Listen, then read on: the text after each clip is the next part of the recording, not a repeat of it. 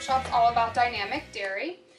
Before the workshop begins, you're going to want to lay out some thank you cards in a corner of the room, and as students come in, you can direct them over to the thank you cards. They'll just want to find their mentor's name on the top of a card, and then they can write a nice message to their mentor in there. These are going to be given to them during the mentor appreciation at the end of the day.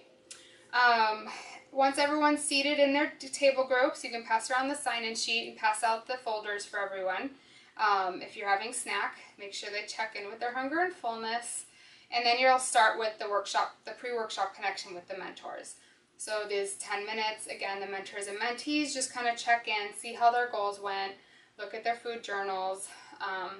And then the nutritionist will teach the 5th lesson.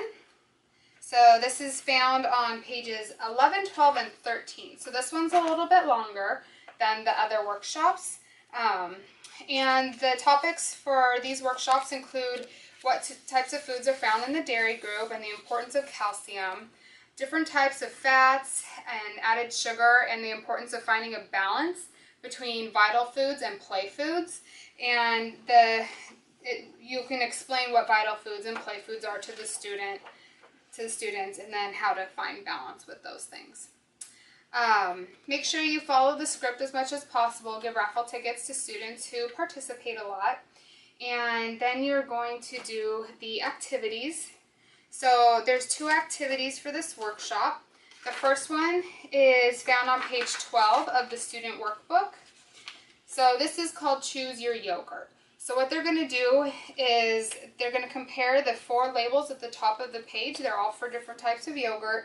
And they're going to use those labels to answer the questions in the middle of the page.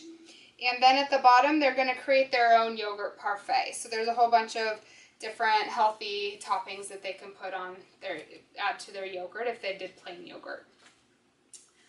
So you can have students share their answers to get raffle tickets for that worksheet. And then the next worksheet is page 13, and this is called Rethink Your Drink.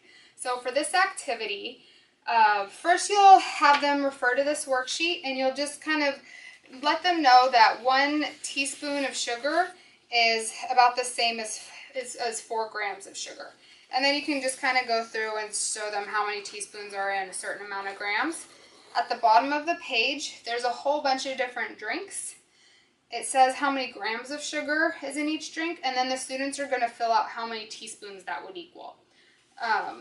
So once they've filled this out, you can have people share their answers for the bottom part, and then you're going to do the Rethink Your Drink activity with sugar. So you're going to get a bag that has a bunch of different empty beverage containers in it, and you're going to have a bag of sugar with cups and spoons. So what you can do is ask for volunteers to come up to the front and take a spoon and a cup and the sugar, and they'll measure out how many teaspoons is in a drink. So for instance, if they're going to do the small can of Coke, there's 39 grams.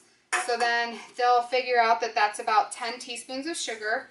So then you'll have the whole glass count together. As the student puts each teaspoon in, the whole class will count 1, 2, up until 10. And then they'll show everyone how much sugar is in that can of Coke.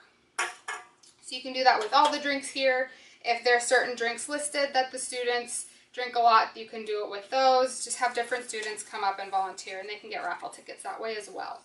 So after the Rethink Your Drink activity, you're going to have the 10-minute post-workshop connection with the mentors, where the mentors and students check in, answer any questions that the students might have, and create goals for the following week.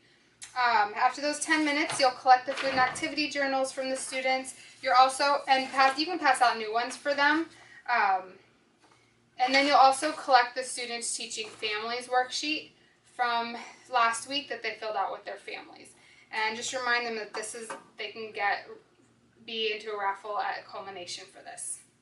And then you can acknowledge any special guests that might be there. There might be some community health representatives, after school agencies, adult mentors, things like that. So go ahead and explain who they are and encourage students to give them a warm welcome. Then you'll do the mentor appreciation. So this is different for workshop 5. For the mentor appreciation, you'll just one at a time call each of the mentors up to the front of the room, and you're going to give them their card that all the students signed, and you can ask them to say a few words about why, what they got out of mentoring, what they got out of the Imagine Health program, how they hope the students will grow from that program. And then you'll do the high school certificate presentations. So pretty much the same thing. You'll call each student up one at a time, give them their certificate, and then ask them if anyone would like to share what they learned and got out of the program. Then it'd be great if you could take a picture, gather all the high school and elementary school students together with their certificates, take a picture. Then you can also have the adult mentors come in, take a picture with them as well, so you get a good group shot. Then we will do the raffles. So we can start with the high school raffle. Here you're going to raffle off 2 prizes for perfect attendance, 2 for turning in 6 food journals, 2 for turning in the students teaching families, and then we'll raffle off 1 grand prize for any student who got into all 3 of those other raffles. So you'll go ahead and do that raffle, and then you can raffle off any gifts that are left in your raffle bag. You can just go ahead and raffle all of those off so that they're all gone. Just hand everyone a raffle ticket. Then you can do closing statements. So just basically you want to really encourage the students to take what they learned in the Imagine Health program and share it with not only their families but their friends, other community members, so that they really can be agents for change and share what they've learned.